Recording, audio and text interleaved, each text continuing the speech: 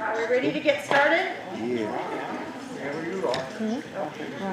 Okay, we ready to get started? Yeah. Everybody's down to seat. Are we on? Can you hear me? Yeah. Does it sound fine? He turned it. How about now? Can you hear me? Yes. Okay, good. I'd like to call this, thank you. O'clock. We are going to start with Pledge of Allegiance, correct? Carrie, would you like to say some kind of thing?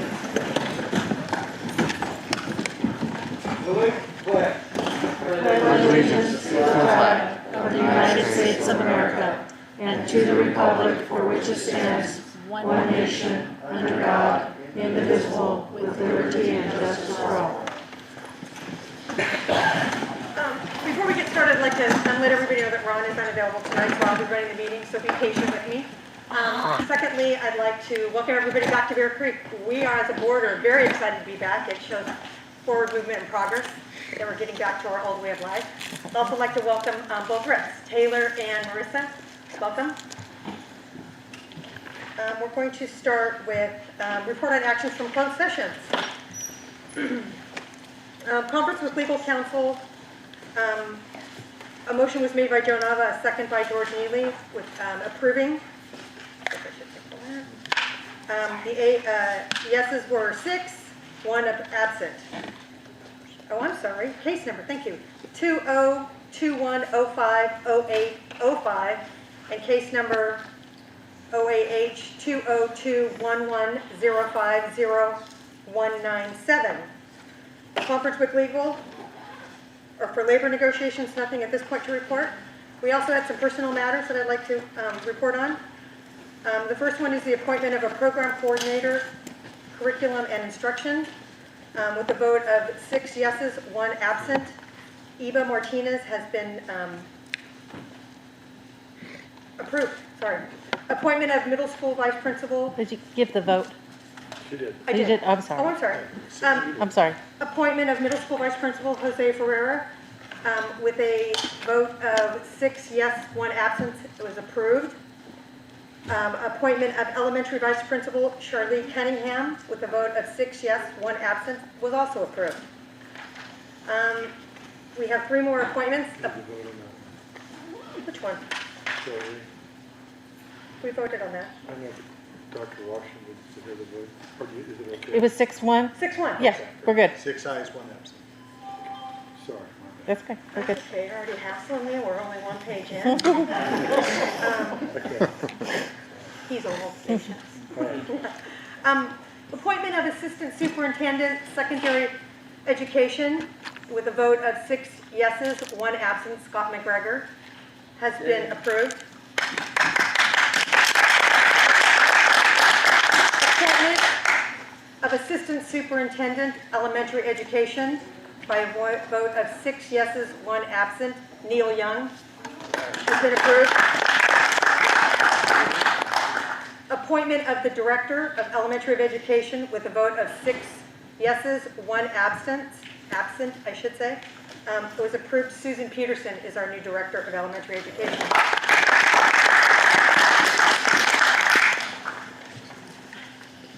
Moving on. Spotlight. The introduction of new school site administrators. Dr. Washer.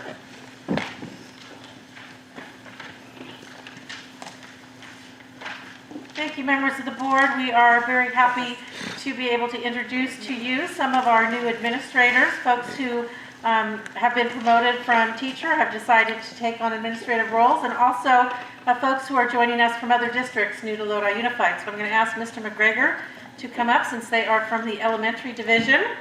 So perhaps for the last time, well, not almost the last time, leading the elementary, if you could introduce our folks. Thank you, Dr. Washer. Vice President McFarland, members of the board, and Dr. Washer, thank you for this opportunity.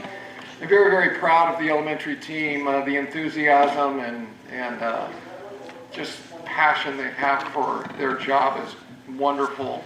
And it's been such a joy working with them the past 3 years.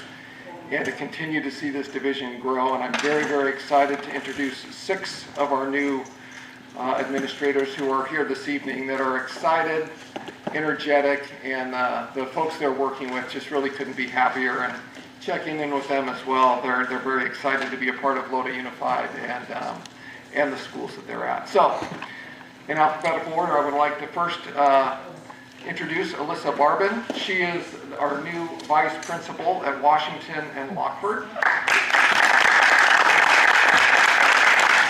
She is coming to us from Live Oak Elementary within our district. Next up, we have Ed Gierke.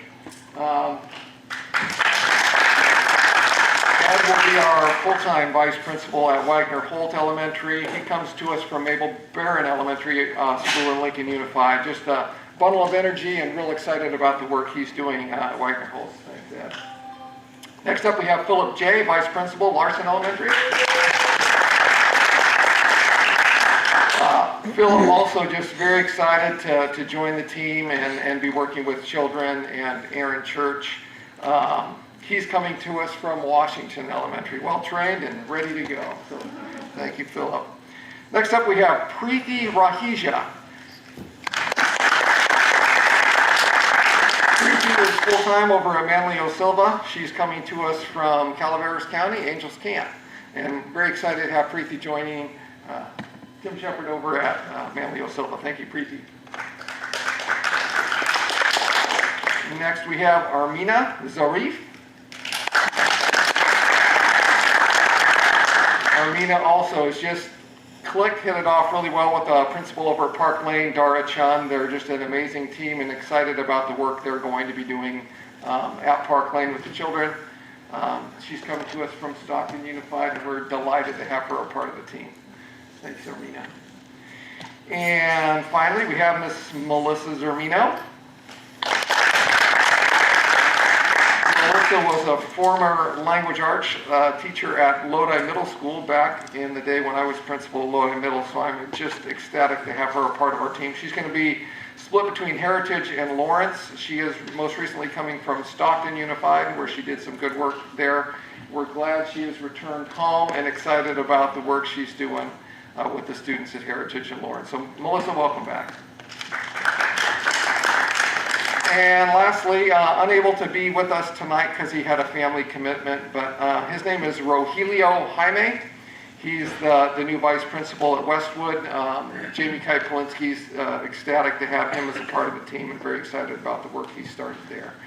So thank you for your time and very excited to have these people joining our team. Thank you.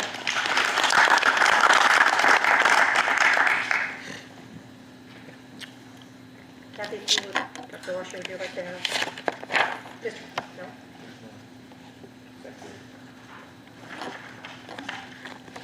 I'm sorry, I didn't hear you. No. Okay. Moving on, public hearing. Mr. Solly. Dr. Solly, excuse me.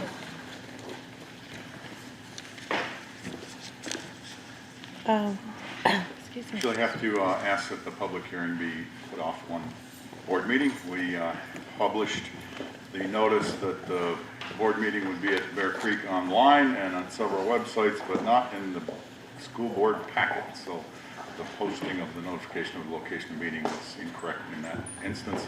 So we bring it back to the next meeting. Okay, thank you.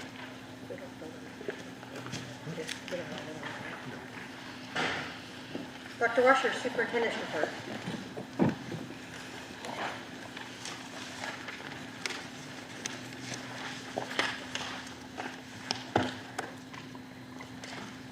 Thank you, Mrs. McFarland, members of the board. We are excited to share with you that Joe Cerna Junior Charter School is the recipient of the National PTA School of Excellence designation. This recognition symbolizes their achievement as national leaders in developing strong family-school partnerships. Towards the end of September, the school will receive a banner to proudly display on their campus, so congratulations to Joe Cerna Junior Charter School. Also want to let you know that the Got Kids Foundation is holding its first in-person fundraiser in a long time. They're bringing back Dancing on Dynamite. Those of you who were there a few years ago saw some of our staff members riding the bull, and showing off their country skills. So hopefully you'll be able to join us on October 2nd at 6 o'clock. Tickets are $35 for general admission, $75 for VIP. There will be food trucks available to purchase meals, beverages, games, dancing, line dancing, instructions on line dancing, raffles, and all kinds of prizes, lots of fun. So you can go to the Got Kids website to purchase your ticket, and hopefully we'll see you out there. I also want to say that we are mixed emotions tonight. I'm sad to send off Jeff Palmquist, and well, kind of mad about Jeff Palmquist still a little bit. I still haven't gotten over it, but very excited for him in his new adventure, very proud of him. He will be serving as the superintendent of Oakley Union School District starting next Monday. And as you know, Mr. Palmquist has just been a tremendous asset to Lodi Unified once again.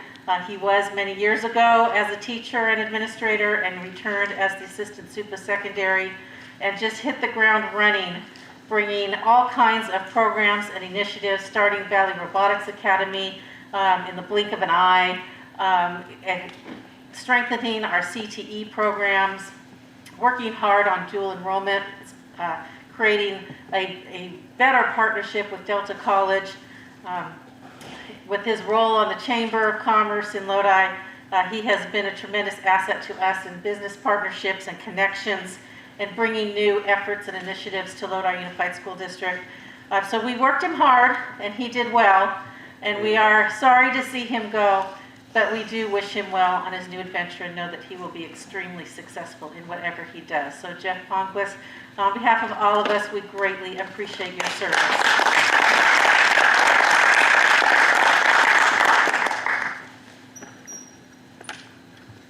Before we get going, board members, do you have any comments for Jeff? Mr. Palmquist, I do have at least one suggestion to make sure your mic is off. When you're talking. And I'll remind you that. And, you know, whether you're here or not, you'll always be part of the Road Slugs. So, way to go, Jeff. Mr. Porter? I already wrote you a little small note today, but I will emphasize I love to work with people that have passion, and that's what you brought to your job every day, and your ability to help others catch your enthusiasm and do it in an enjoyable way, and that will definitely be missed. Please keep us up to date while you're doing, and it's tough to see you go, but obviously this is something that you've chosen to do, and I hope you wish you nothing but the best. But thank you for your presence and everything you've done. Anybody else? Again, thanks, Jeff. You know, words don't put into what you've done for Lodi Unified. I'd like to say you're gone for now, but maybe not forever. And we wish you nothing but the best. Our loss is someone else's gain, so thank you. And we're moving on to comments from student reps. Are we ready? Okay, who wants to go first? Marissa from McNair or Taylor from Tokay? I can go first. Okay, it's all you. Thank you, Ms. McFarland and members of the board. Fall sports are starting back up and games are starting within the next few weeks, so student athletes are extremely excited about that. Student government has a Spirit Week followed by a rally that has been planned out on our football field. We also have an ongoing kindness project that literally starts the first day of school and ends the last day of school. As most of you know, the Tokay Library has been completely renovated and the students have been absolutely loving it. There are so many students in the library at lunch, and Link Crew is working on meeting with individual freshmen to help support the incoming freshmen. In our upcoming activities and events, we have Club Rush on August 27th, we have a football game on August 27th, and our first volleyball game is on August 26th. Thank you. Any comments from the board? Good job. Okay, moving on. Marissa, you're up. Hello, thank you Ms. McFarland and members of the board. My name is Marissa Duterte, the student representative of Ronald E. McNair High School. So a few things that are going on in McNair is we do have Club Rush coming up this Friday, August 20th, hosted by Student Government. It's an event where all the students can gather and sign up for clubs. This will be hosted safely outdoors in consideration of social distancing. For our second event, we do have an Alice in Wonderland themed homecoming. This is going to start September 13th with a homecoming game hosted at McNair on Friday, September 17th. So it's going to be inspired by Alice's ambition to find her way home. It will be a rally, parade, and spirit week. And then we do have a new student activities website. It is a Google domain ran by my advisor, Ms. Manduhan, which houses all the extracurricular activities going on in McNair. Students and staff can view sports, games, events, and simple school announcements. And for our last event coming up, we do have Senior Sunrise, Friday, August 27th. This is hosted by the senior class president and the senior class advisor, Mr. Holmes. We plan to have donuts, music playing, and everyone in their pajamas as our first event for our seniors. A school program that I really wanted to recognize at this board meeting is Improve Your Tomorrow, also known as IYT. It is a fairly new program at McNair which tries to get more young men of color into college, and it is run by Aaron Chapman. And a few of the sports going on is cheer, cross country, esports, football, girls golf, girls tennis, volleyball, and water polo. They all have their first games coming up this month or the next. Thank you. Great. Thank you. Any comments from the board? Okay, we're moving on to comments from the public. A 20-minute time period has been set aside for the public to address the board on items not listed on the agenda. Each public speaker shall limit his or her comments to 3 minutes. The board cannot engage in dialogue about public comments because of restrictions placed by the California Brown Act. And it looks like we have 7 people that want to speak. So if you can refrain your comments to 3 minutes, we'll be 1 minute over, but I'm willing to do that if the board's okay with that. Just remember, when you ask us, we cannot answer questions, so we can have the long pauses, but we can't respond to that. Let's start with Liz Bright. And Liz, do you have a student in our district? No. No, okay. But I have a student that is in California district. Got it, thank you. So the reason I'm here, and it's obvious that we're here because we are against the mask mandate that you're demanding that our students wear masks all day. And mostly it's disturbing because you guys are sitting here talking like business as usual when this huge topic is happening.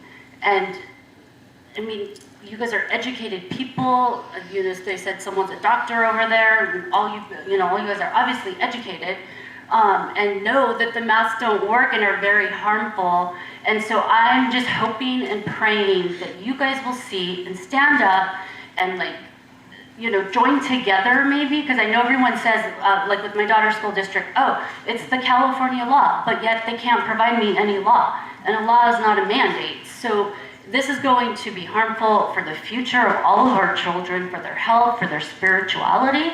And so I pray that you people will stand up and do something for our kids and stop it. Like, I can't believe how stupid you guys look sitting there with masks on. So when everybody knows that they don't work, so come on. Thank you. Next up is Robert Wilson.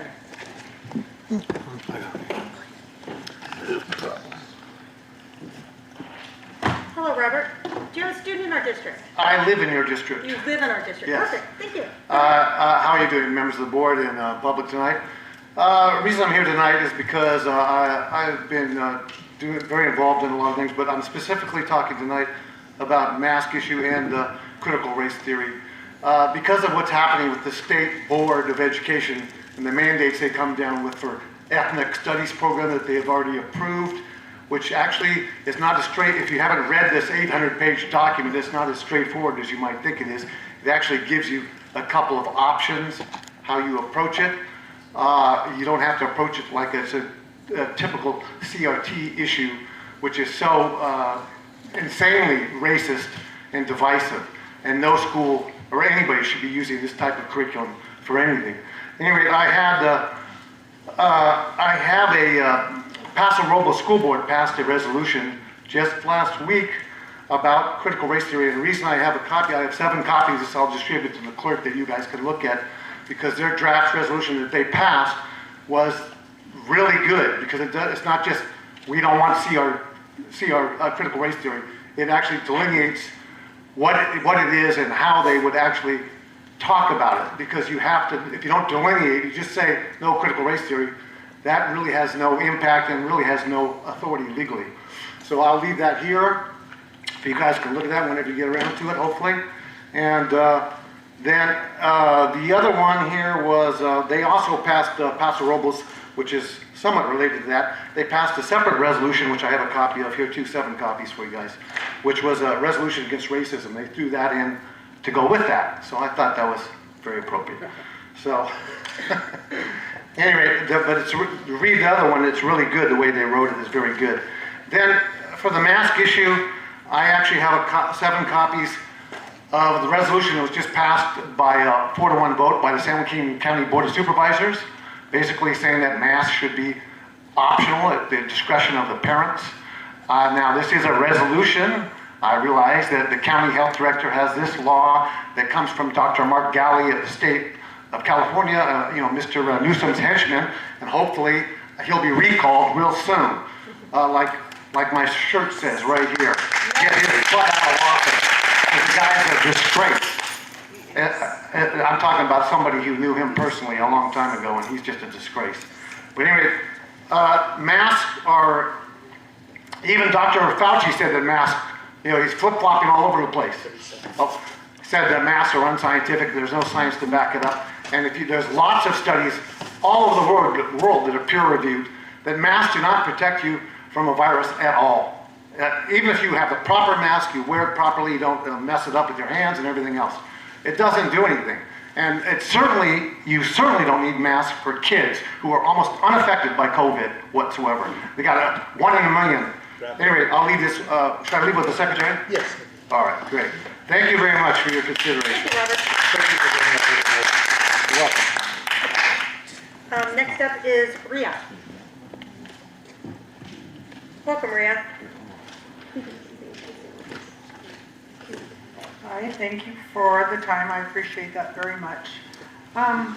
Also about masks. Excuse me, what was your name? Ria? Ria.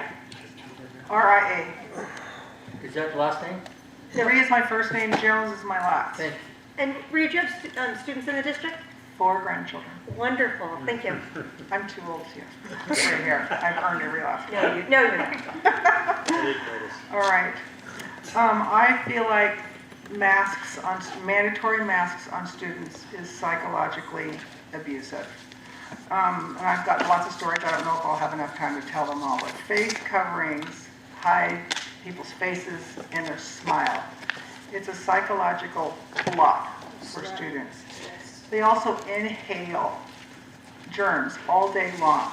I have health problems, lung problems, and the doctor told me not to wear a mask. And I said, oh, okay, because of my asthma and lots of other stuff. Anyway, and he goes, you're inhaling everything your body's trying to get rid of it and you're sucking it back in. So if that's true for me, it's true for all of us, but especially our children.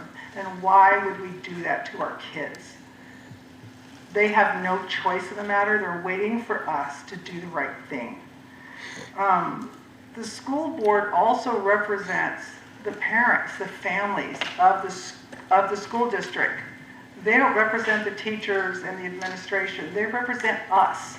And if the parents and the families, the students need you to do the right thing, even if it's really hard to do, if it's unpopular to do, if it's even politically polarized, you still need to do the right thing for the kids, what the parents want. We elected school board members to represent them. You're not working for the school, you work for the families in this district. Masks are not, and we've already heard this, masks are not stopping the virus. They're simply not. Now, depending on what news channel you want to hear, but mainstream media, I don't trust any of it, but I'm an avid reader. And the most people who are coming down with the COVID virus are already vaccinated. So, and I know that's a very political question, but it's true. In Israel, And if you listen to the news outside of the United States, in Israel, 79% of their COVID patients are fully vaccinated. That's right. And just so you know. Parents also know their medical and emotional needs of their own children. The teachers do not, the principals do not, the administration do not. Parents know, and parents should have the exclusive right to take care of their children and make decisions for their children as they see fit. Just like, pardon me? 30 seconds. Oh, 30 seconds. Teachers have also, I'm an immigrant. I was not born in this country, and it was really hard for me to learn English. And if I had to wear a mask and see people wearing a mask, how am I going to learn that language? That would be a really tough one, and it's discriminatory against those children who are non-English speakers. My 30 seconds, I'm sure, is up. I appreciate your time. Thanks. Thank you. Next up is Scott Wozniak.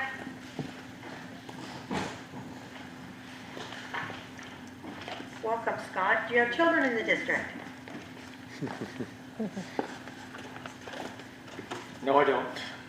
I am a teacher in this school district. First off, I'm going to take this laced mask off. It's my fiance's. This has nothing to do with how this is just to do with compliance, which I think you all know that. I'm not here tonight to argue the illogical mandates with the mask, the testing, and the vaccine. At this point, most of you have stated and understand this. I stopped coaching at Lodi High. I was the varsity boys basketball coach last year. I stopped coaching due to these mandates. And that was to be selfish or unselfish in the fact that I did not want to be a distraction to those players. I seriously wanted to make a big old stink last year, but chose not to step down so that those players could continue to play that wanted to. I do have one question for you guys tonight. And this question is, are you prepared to lose the good teachers and staff that still stand for liberty?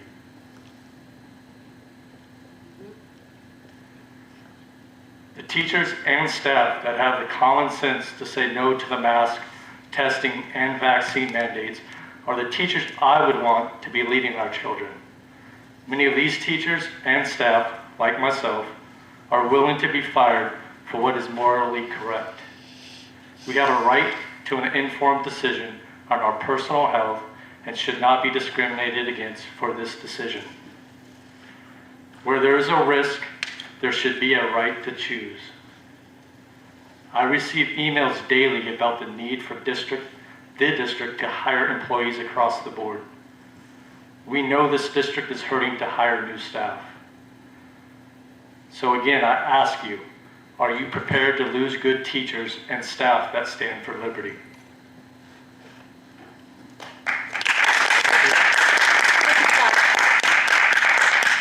Tabby Whitaker is next.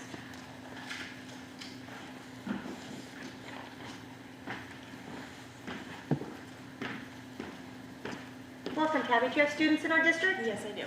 Great. Hi, my name is Tabby Whitaker, and my son is a fourth grader at Lockwood Elementary School. I just want to share a personal story. Yesterday he forgot his mask and was asked to take one that was handed to him, in which he said no thank you. He was secluded and sent to the principal's office for not complying, and we picked him up from school when we were told that he could only go back if he wore a mask. I want to be clear about a few key points here, and I'd like you to listen to a day in the life of my son and his experience of mask wearing. In the mornings, as we get ready for school, we have actively tried to comply and have purchased several cloth and dispensable masks as they started back to school. I drop off a few other kids in my neighborhood, and almost every day somebody forgets their mask. They hate the ones that they have to throw away, the ones that are given to them because they're uncomfortable, they itch, they hurt their ears, they make them sweaty. After about a week or so, my son started complaining in the car on the way to school almost every day. Some days he would not get out of the car to the point of crying.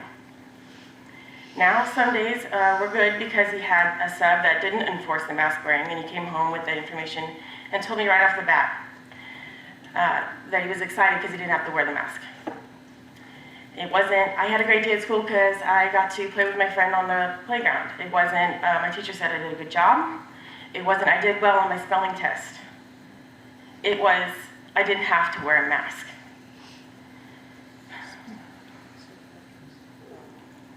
This was his first trip to the principal's office, ever. He doesn't get in trouble. He's a good kid. And it shook him up yesterday that he had to go. And my husband was really upset, so we pulled him out of school.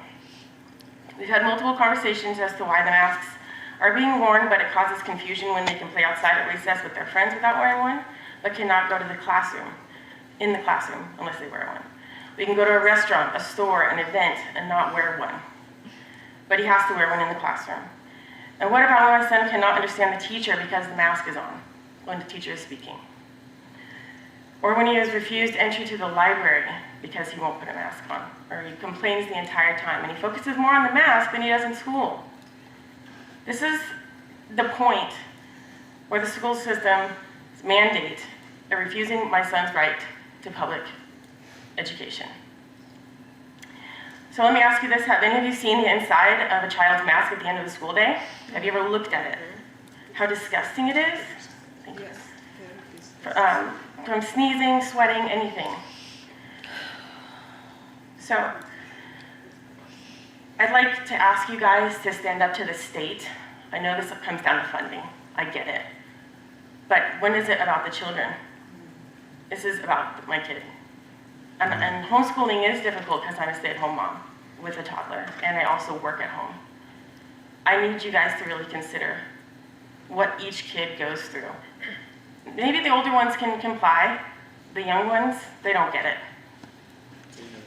Thank you. Thank you. Next up is Erin Barnett.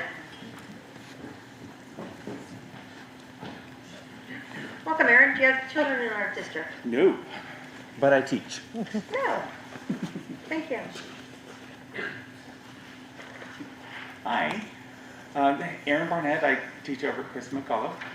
Thank you for wearing your mask today. I know a few school board meetings ago, people complained that you guys weren't wearing masks. Thank you. I even had a conversation with Jeff about that when he came to our school for orientation day. We had this long conversation. And thank you.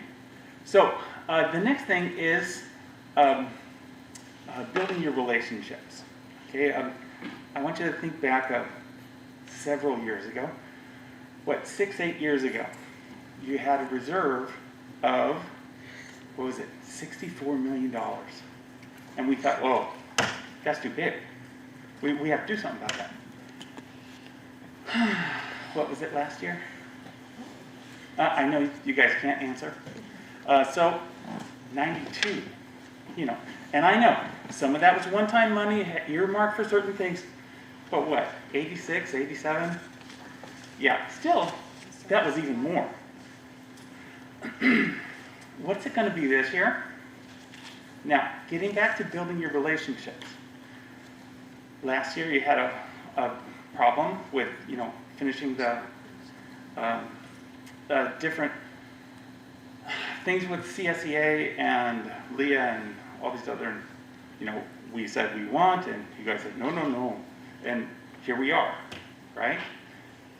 How much money are you going to have in reserves this year, right? And as was pointed out by a few people, you're losing staff left and right? And I know you can't respond to all these questions, and I appreciate your time, but how's the relationships, right? Are we working on those? I'll stop there. Thank you. Thank you, Erin. Next up, I'm gonna try to, I can't really read this.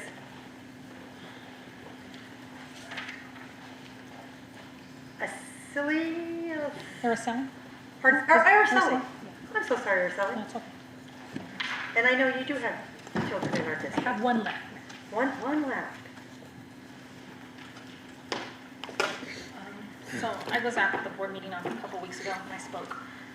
And I'm just basically here to advocate on the mask choice. I don't think it's a problem with having choice because like they've already said, I mean, I'm gonna just repeat what they said. I've done my research. I did have 2 kids 4 weeks ago, still in the district. I pulled one. My daughter wants to stay. We have a deal. We're gonna see if she's gonna stay.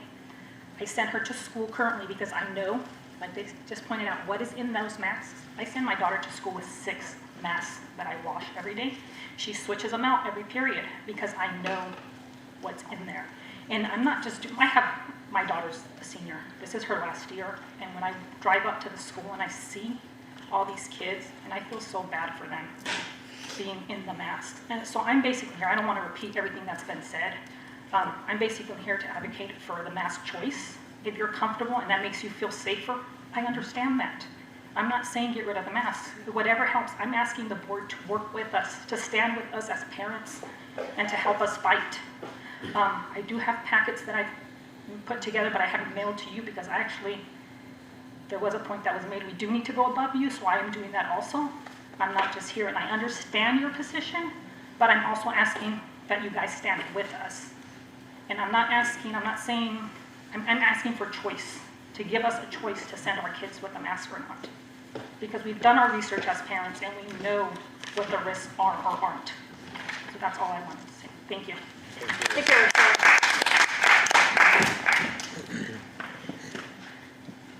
Moving on, consent agenda A, routine business. Would any board member like to pull anything on consent agenda A? Nope. Anyone from the audience need to pull anything on I would like to pull A10, please. A10? Okay, nobody else? Madam Chairman, I move that we approve the rest of routine agenda A. Thank you, Mr. Nava, and thank you for the second, Mr. Porter. I'd like to call for the vote on items A1 through A11, excluding A10.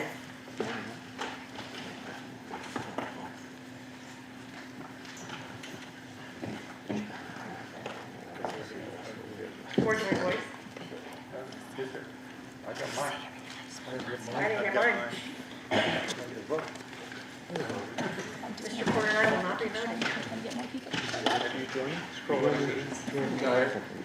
Scroll up. Let's try it again.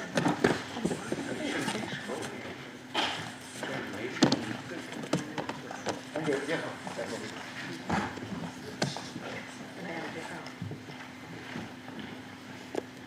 Okay.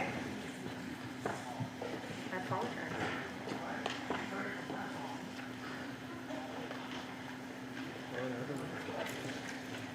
With the vote of 6 yeses and 1 absent, consent agenda A passes, A1 through A11, and moving on to A10. Mr. Heberly. I just wanted to make more of a comment. I'm in full support of A10. It is about an aquatics center at Lodi High School. I think everybody knows that there are some compliance issues with that pool, and it's been long overdue, and I'm extremely happy that we are finally able to go out for bid and do the proposal process. So It was fine when I swam in it. it was fine when I swam in it too, but that was a few decades ago. And that was my only comment. It's just at long last, I'm very happy that we're bringing this forward. And with that, I would like to motion to approve. Second. I'd like to make one comment I on was that. going to say board comments. As a follow-up, I can tell you literally my first, not the first day, the first week when I was at Lake Director at Lodi High School, I had people asking me, when are we going to fix the pool? And that's been a few years ago at this point. So I'm glad it's finally happening. Thank you, Mr. Conexon. Mr. Porter? Yeah, I can give you a little history here, taking you back. I swam for Santa Clara High School, and George Haynes was our coach. We were #1 in the nation. And then we came up and dual-meted Lodi High, who was #2 in the nation. And it was a trade-off. They'd come to our pool, we'd go to their pool. So we had to drive up to Lodi and go through the valley and the fog and all that. And we showed up at their pool, Lodi High, and we worked out at the Santa Clara Swim Out International. So it was, we had 3 pools, one was 50 meters, so forth. Anyway, we got there and we go, seriously? And I was a freshman. I had to swim in that lane where it's halfway in the diving area, halfway, and I was a backstroker. And it was a dump then. And it was quite a big event because it made the local news and all that. We were lucky enough to beat Lodi High at the time. Gordon Collette was the coach. And a lot of people remember him. And they came down and dual meted us. It was a big deal on TV and so forth and all that. But I'm glad, as Mr. Heverly has said, that we're moving on and getting that pool up to speed because, what was that, 40 years ago? No, heck no, 50 years ago. That pool was considered bad by us coming up to Santa Clara. Coming from Santa Clara. I was 14. And the fog, I remember that, the Thule fog. We had never been in it. Anyway, I thank you for bringing that up. It brought back a memory in my little head here. Mr. Porter, real quickly, how'd you do? I did great as always. Any other comments from the board? Any comments from the public? Call for the vote. We'll start with student reps, and I apologize for not asking you last time. Yes or no? Yes. Yes. Yes.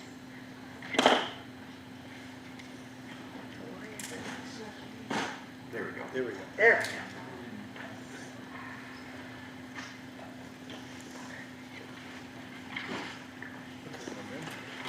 6-0 are yes, and one absent. The motion passes, and we're moving on.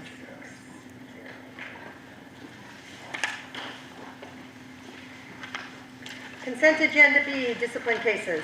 Madam Chairman, Oh, move wait. to approve consent agenda B. So many choices. Second. Mr. Neely, thank you for the motion. Mr. Nava, thank you.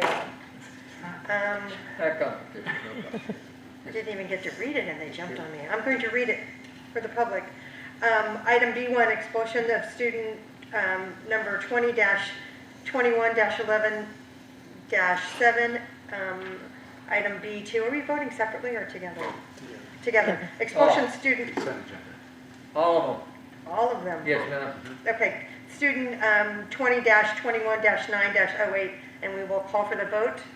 Madam Chairman, we vote for all of them together. Both together? Yes. Okay. Thank you.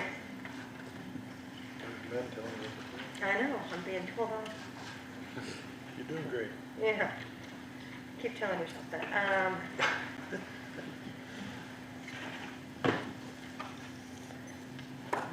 What are we missing? With a vote of 6-0, 1 absent, consent agenda B passes. Other action items. OAI-1, Resolution 2021-52 for the hiring of short-term classified employees. Mr. McKilligan. Vice President McFarland, this resolution covers the hiring of avid tutors. Thank you. Move to approve. Second? Call for the vote. Comments from the public? I should say board members first. Any comments? Comments from the public? Call for the vote. Students? Student? Oh, student? Yes. Yes.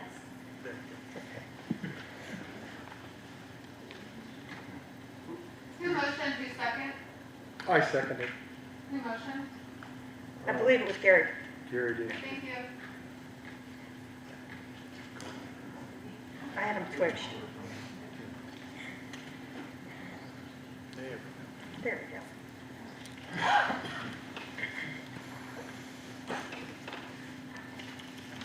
With a vote of 6-0, OAI-1 passes with 1 absentee. Moving on, OAI-2, realign preschool program typist clerk 3 to the administrative secretary 1 position to better meet programmatic needs. Mr. Warren, there you are. Vice President McFarland, Dr. Washer, members of the board. Currently, our preschool coordinator has a TC3 that is working with her. My predecessor, that is what he had assigned. I'm proposing that we dissolve that position, create an admin 1 position. It expands the scope of what that person's able to do, and I think that that person will better support the preschool coordinator. Board comments? No comments? Public comments? Madam Chairman, I vote we approve this resolution. Second. All right, let's start with student vote. Yes. Yes. And let's call for the board vote.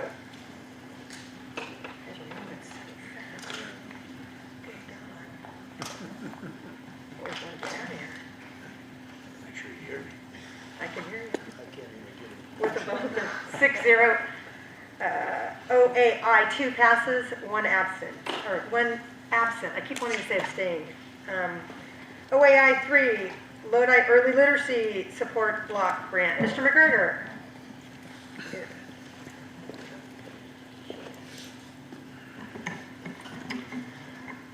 Good evening, Vice President McFarland, members of the board, Dr. Washer.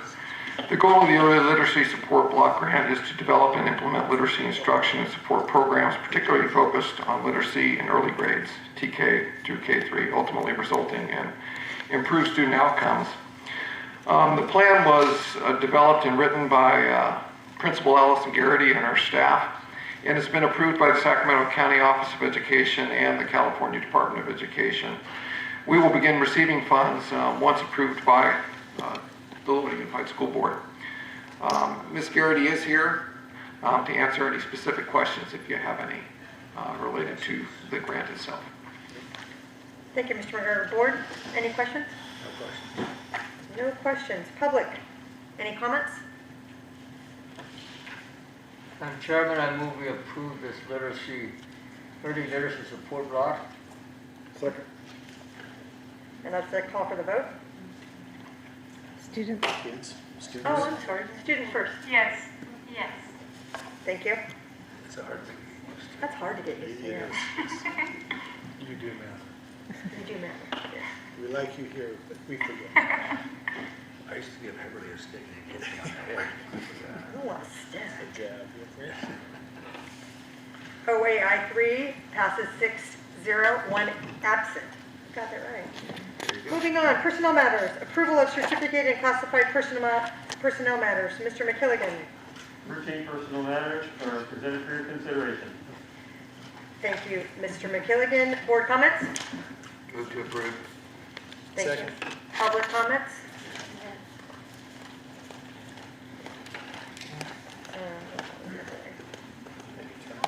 I know. Board vote. No Wait, I have a public comment. Oh, I'm so sorry. I didn't see That's you. okay. I'm here, Michelle is kind of under the weather, so I'm kind of speaking for LEA. And I just kind of wanted to take a point of personal privilege too. First, I wanted to welcome all the new teachers we've hired, and we're excited to have you on board at Lodi USD. And I know that we still have spots to recruit for, so let's get some of these teachers on board. And then as a point of personal privilege, LEA would like to recognize Jeff Palmquist for his service to the district. As Assistant Superintendent of Secondary, he was accessible, transparent, and professional. The association has found him knowledgeable in many topics and has been helpful to us as the teachers union, and we just want you to know that you will be missed. We wish you the best in your new endeavor. Thank you. Thank you. Okay. Now we call for the vote. Yep. Thank you. Who motioned in second? I'm so sorry. Mr. Connexted motioned and Mr. Heberly second. Thank you. I think that's Yeah, right. that's right. They're moving so fast on me.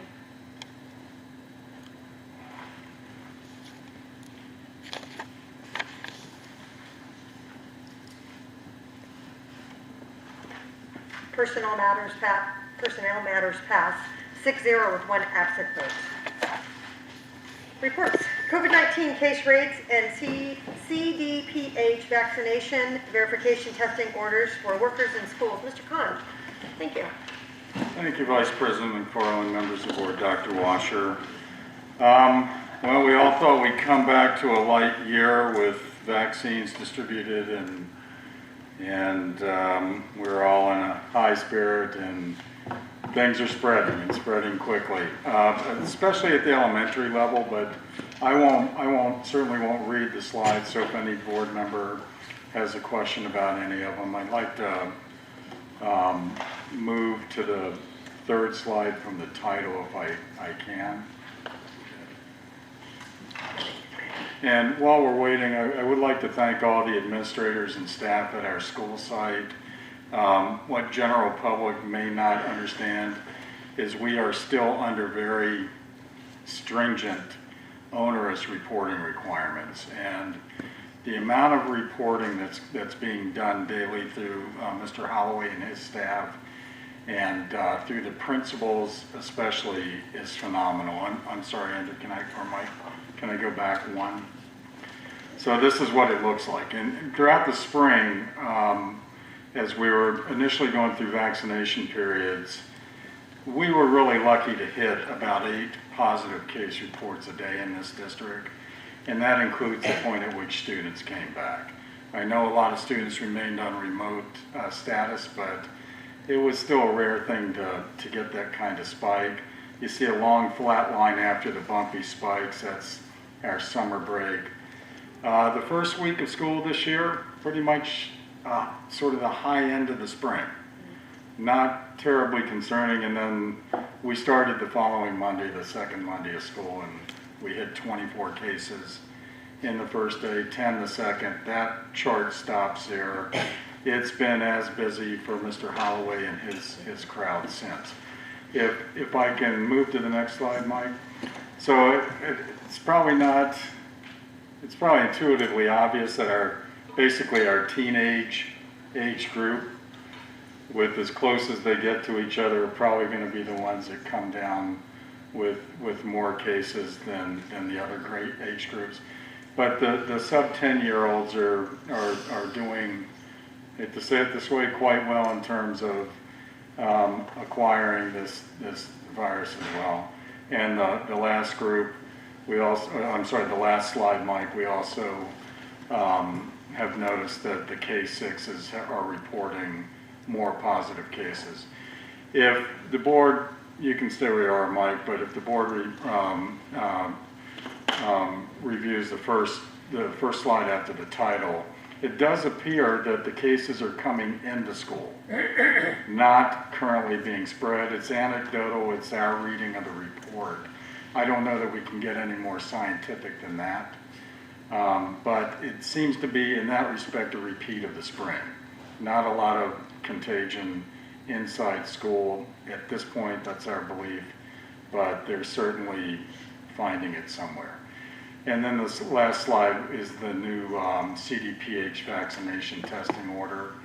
And we've also included the actual news item one slide forward.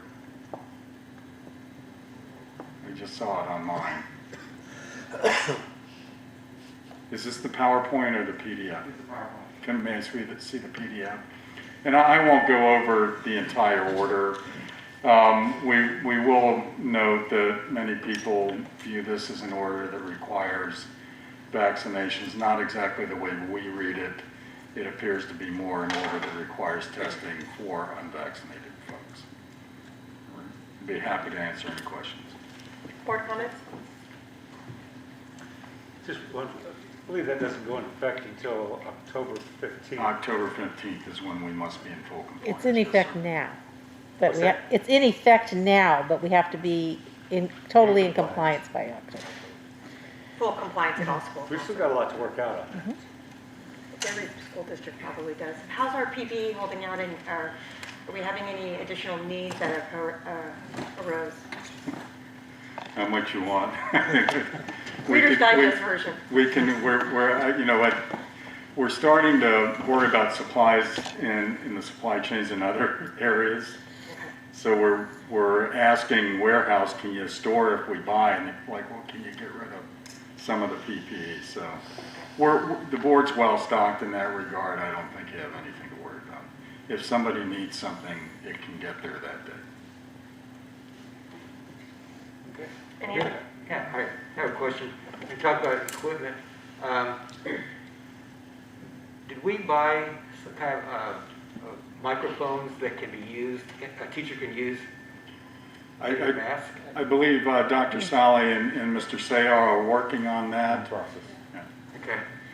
Because I know there's some cases where some teachers have bought their own and are using it, and it seems, I would think that would be a pretty smart thing to do if we're going to be stuck with the masks. That'd be something to be a good option for teachers. What'd you say? I can't understand. Yeah, I know. Any comments from our students, student reps? No? Public comments? Come on up. Okay, I have pages, so I'll try and keep it brief. So,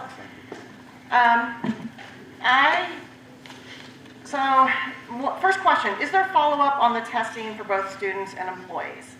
There used to be updates on the forms when somebody returns, and we haven't been seeing that. So that is one of my questions.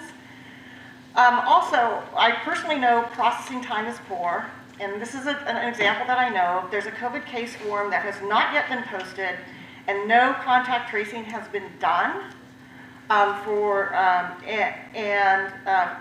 it's an employee. So admin's not asking for close contacts immediately. They're not filling in the report forms in a timely manner. And then how is contact tracing happening with the sub situation? We have a sub shortage. So right now as a secondary teacher, I'm spending a lot of my prep time going into other classrooms to help out my fellow teachers who are out. In elementary, they're splitting up kids. And they're putting them in other teachers' classrooms. And there's not a lot of room. So there's no social distancing. So what are the safety protocols regarding this? The report, I would have loved to see the 2021 and 2022 academic years split and more of a breakdown by time as to when these reports came. Now, according to the district records, there were 133 reports filed since July 31st. On Friday the 13th, per your reports, there were 74 students that were either exposed or quarantined.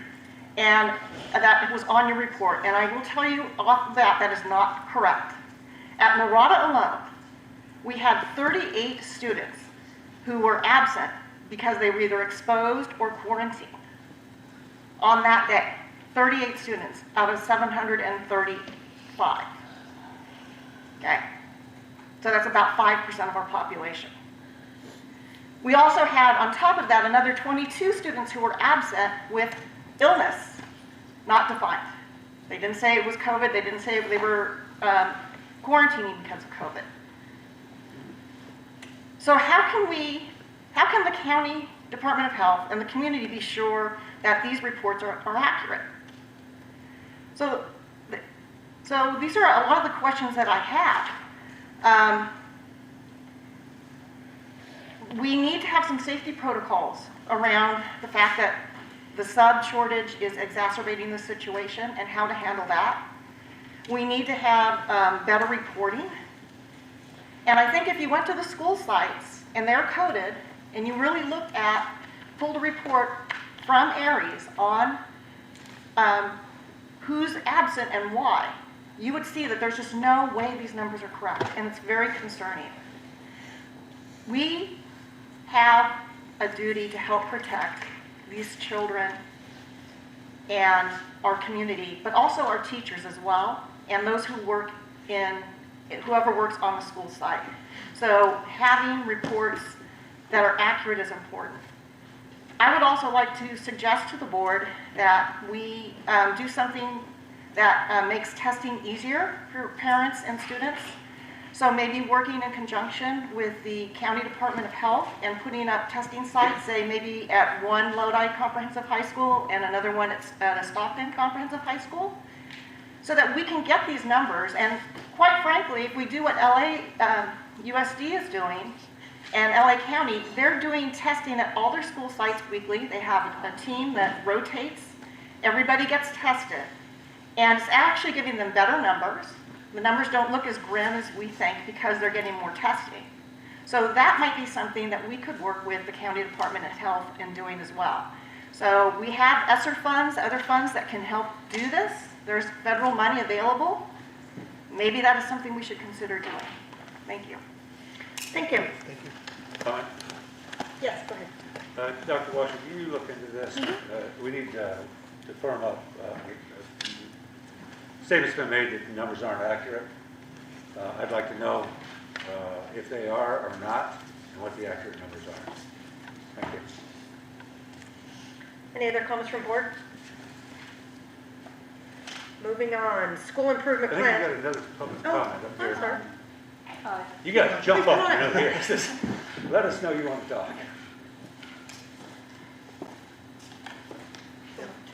Hi, Ms. McFarland, Dr. Washer, board. My name is Cynthia. I am not a parent in this district. I have grandchildren in school in the Citrus Heights area.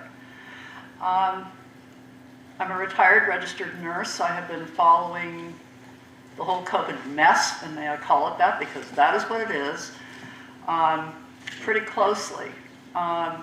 One thing that we have to be careful not to throw around is the term case. You say case, but how many of the cases in your district were symptomatic? Or did they just test positive? And then how reliable are the tests?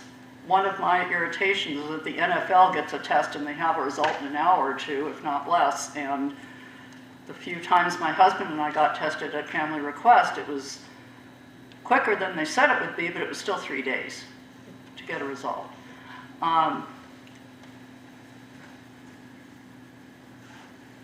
Nobody would say that, oh, we have, you know, thinking back to chickenpox, those of us who were unlucky enough to have them, you could see the symptoms of a case of chickenpox. If somebody has COVID and it's documented to be COVID, they've had, I would say, more than one test because I've heard so many horror stories about false positive tests. And people were asymptomatic, they felt fine. So a case is not a case is not a case. The government overall is defining a case as whether you have symptoms or not. You have COVID. People go into the hospital, whether they go into the hospital with COVID or for some other reason and contract COVID while they're there, their death is listed as COVID. Part of that is extra money for taking care of these folks, and I get that.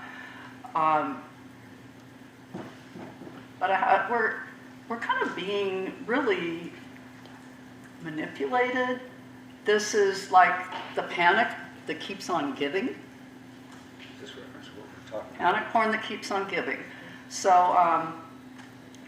I'm concerned for the education of our kids here. I live here now. So there's a couple things I'm very concerned about. One is the whole COVID thing and how is it being handled, and you know, sounds like kids here have a choice, a school choice. They can learn online and continue to do that if they wish, or they can go in person. My other concerns are critical race theory. I have some very quick, easy reading, a copy for each of you, and anybody else who is interested. I'm sorry, we have to stick to the topic that we're on. That's outside the bounds of the code. And I have not made every meeting, so if that has been more thoroughly discussed in another meeting and I missed it, Not yet. I'm sorry about that. You haven't missed that. It's very concerning. It's Again, we can't discuss it because it's outside of the agenda. Okay. But I thank you. But just quickly, one of my points is I'm not sure if it is I'm sorry, I got into another subject here, but I'll be quick. I'm not sure if critical race theory is actually... Again, I have to stop you because it's not part of the agenda. Thank you so much. We'll pursue it another time. Thank you. Thank you. Next up, can you state your name so they can make sure that they... Sure. Okay. Hi, Jennifer Israel Dietrich. I'm a parent with children in this district, and given some of the comments tonight, I literally threw something on and tried to run down here, just drove a few blocks just to share a few comments tonight. I want to thank you for all you're doing and all staff are doing to welcome students back on campus. under all of these circumstances, I and so many other parents are so thankful that you are requiring and enforcing masks on campus. And we would not have been able to send my daughter back on campus without that assurance, to know that her safety is prioritized, and we're going to do the best we can right now. Especially with cases rising in the county and the Delta variant. And my daughter's so happy to be back on campus with her friends and her teachers and other school staff that care about her, and not just her as a student, but as a whole individual, thinking about her well-being. And so as you are making plans for testing, reporting, notifying families, I just hope that you all continue to keep the whole well-being in mind. And thank you so much for what you're doing so that my child could come back on campus. Thank you. Thank you. Thank you. Moving on. Oh, we have one more. Sorry. Okay, coming. Yeah, well, I just had this thought. Okay, so I remember back in fourth quarter, one of the problems we had with testing was it was every other month was the general rule. With this new mandate, right, where if you're not vaccinated, you're going to have to get tested over and over. Will you email us on how to do that? How to get tested, where to get tested, who's paying for it, that kind of thing? Dr. Washer? Ms. Navarro, members of the board, yes, we have communicated with staff initially about this and let everyone know that we will communicate again when we have details. So yes, we will explain the process. Thank you. Thank you. Board, any other comments, or are we ready to move? Let's move. School improvement. Go. Go. Let's go then. It's your mask, I can't. She can. I can't understand. Thank you, Mr. Khan, thank you. School improvement plan update, Dr. Solly.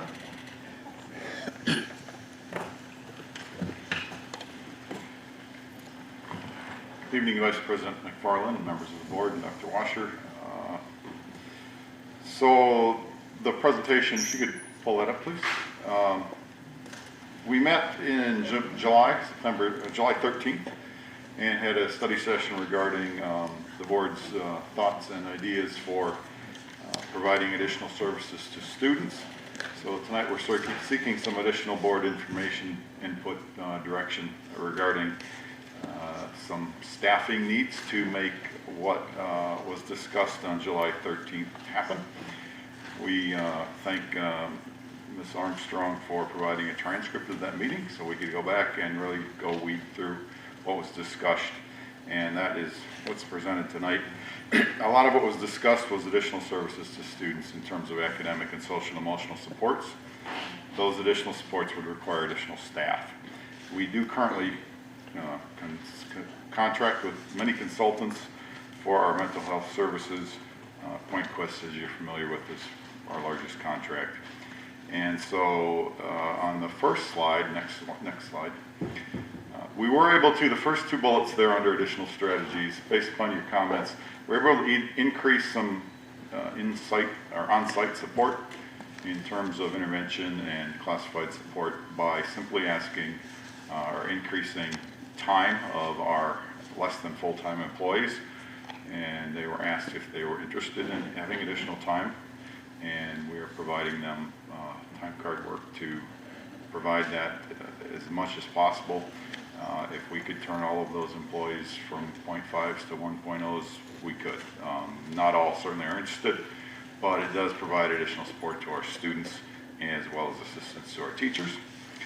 The next, second, and third bullet, and third, fourth, fifth bullet. Some of the suggestions made on July 13th were regarding support in terms of mental health. Services that are provided by a higher level of support for students who are generally experiencing some higher levels of need, as well as ability to work with families as well, and working in case management, arranging additional wraparound services as they're called. So those positions are listed there because they're not currently on our roster of employees. We would need to add those positions, so that would take some time to work through the bargaining process to get those on board. But services requested, ideally we would be supported by some of those staff members. However, some of our contracts do provide those services. Community hubs were discussed at length that evening to provide these extended services in terms of academic supports after school, as well as other supports in the evenings or after school for families as well as the students. And that would require additional oversight and administrative support and community liaison members to be staffing those sites. Currently, again, at the bottom of the slide, we contract for many of those services. The board could consider making some of these positions staff members and reduce contract services and bring on staff members. The concern would be, as we discussed at that meeting also, these funds are, while they have 3-year life to them, they are one-time monies. So then that was just sort of the summary of discussion. Next slide is some additional services we've already provided. I mentioned by increasing some of our half-time to full-time members out of our ESSER funds. Let's go to slide 4. The proposal is to provide more mental health support services to the tune of approximately 25. A lot of the sites, we have 27 after-school sites, by the way, bridge sites, ACES sites, and we're looking at focusing in on those sites as a touch point because there's already an after-school program in some level in those facilities. Next slide, please. The behavior analysts, again, we could potentially add these. This would be as an employee. We do contract for them. So it's one of the concerns or questions we have for the board is if we're interested in expanding our contracted services or bringing on staff members, as well as additional counselors on the bottom of that slide. I'll try to be brief because I don't want to read the slides to you. The community hubs are there. That would provide a significant amount of additional staff and sites. We'd be looking, again, at opening that probably a 9:30 to 6 p.m. Time frame. So those additional community liaisons would be needed to be there to support the current activities, either in conjunction with the bridge program or adjacent to the bridge program. And the next slide simply addresses some of the funding sources. As mentioned more than once in the past, we have a significant amount of funding available, earmarked under 7 allowable categories, and social emotional support and academic supports are big focuses, or focus of the use of the funds. Next slide, again, the next couple slides just speak to the types of staff members that would be providing these services and the costs that would be incurred if we were to get to what we would call scale, or the sites, for the 27 sites staffed in a community learning hub model.